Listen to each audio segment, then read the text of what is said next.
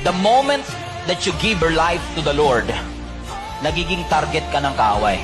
The moment na magdesisyon kang sumunod sa Panginoon, ikaw ay nagiging target ng kaaway.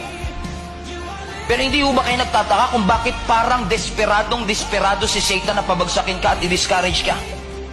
Alam mo, the more na nagiging desperado si Satan na i-discourage ka, mas lalo kang magtaka. Ano kaya ang nakikita ni Satan sa future mo na pinipigilan kanyang magpatuloy? Kaya huwag kang magtataka kung may mga pagsubok na darating sa buhay mo at i-discourage ka ni Satanas kasi meron marahil siyang nakikita na hindi mo nakikita. Following Jesus includes blessing. Following Jesus includes miracle. Following Jesus includes breakthrough, but following Jesus also includes pain and suffering.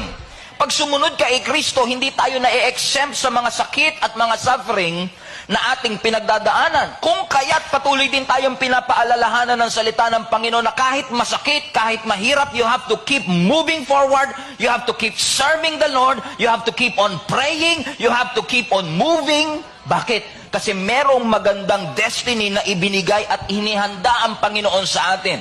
Magpapatuloy, padayon kahit na hindi madali ang buhay.